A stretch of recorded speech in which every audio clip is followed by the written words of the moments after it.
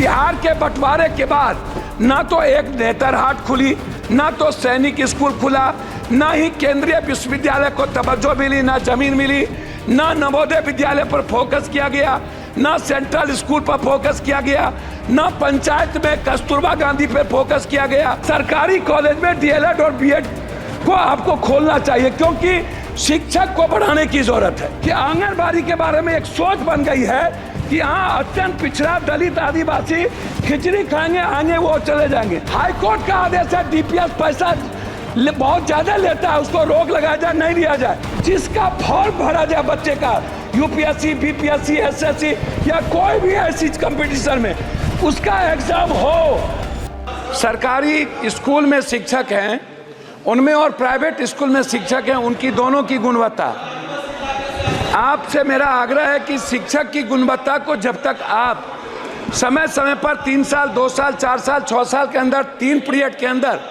उसका एग्जामिनेशन या उसकी ट्रेनिंग पीरियड को आप नहीं लेंगे तो सरकारी स्कूल के जो बच्चे हैं वो बेहतर भविष्य उनकी सुरक्षित नहीं होगी।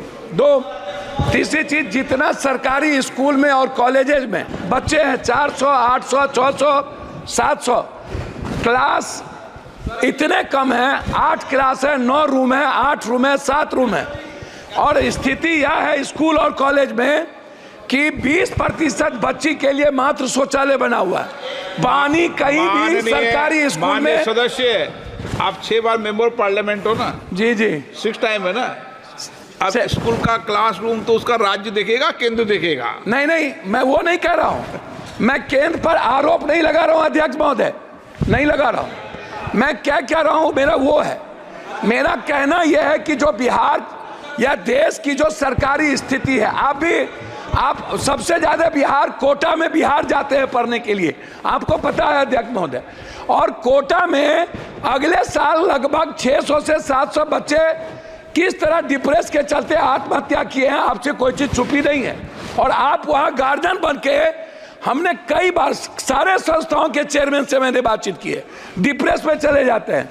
मेरा सबमिशन इस बात को लेकर के है कि बिहार के बंटवारे के बाद ना तो एक नेतरहाट खुली, ना तो सैनिक स्कूल खुला, ना ही केंद्रीय विश्वविद्यालय को तवज्जो मिली, ना जमीन मिली, ना नवोदय विद्यालय पर फोकस किया गया, ना सेंट्रल स्कूल पर फोकस किया गया, ना पंचायत में कस्तूरबा गांधी पर फोकस किया गया।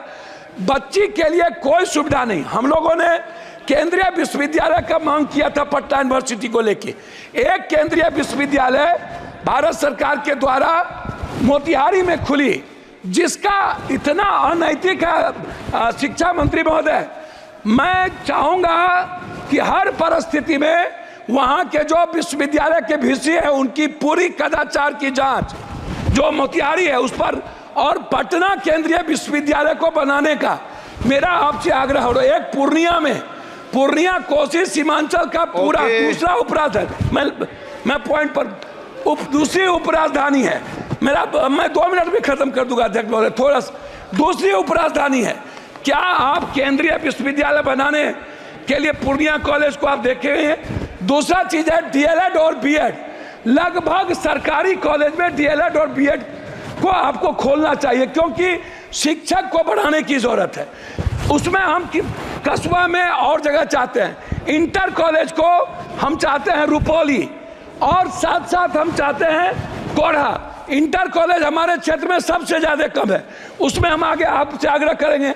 आंगनबाड़ी पर आपसे आग्रह यह है कि आंगनबाड़ी के बारे में एक सोच बन गई है कि हाँ, अत्यंत पिछड़ा दलित आदिवासी खिचड़ी खाएंगे, आगे वो चले जाएंगे। आंगनबाड़ी की सेविका की ना तो उसका क्वालिटी है, ना कोई क्वांटिटी है, ना उनकी तनख्वाह बढ़ती है, और ना ही बच्चों को आने का कोई सुविधा है। मेरा आग्रह इतना है आपसे कि जो बच्चे जाएं, जो कॉलेज के बच्चे हैं, लगभग कोचिंग के लिए बाहर जाते हैं, क्लास से बच्चे चले जाते हैं, स्कूल के बच्चे खिचड़ी खाने के बाद 80% चले जाते हैं, वो नहीं पढ़ते हैं। कॉलेज के बच्चे नहीं पढ़ते हैं, वो कोचिंग में चले जाते हैं।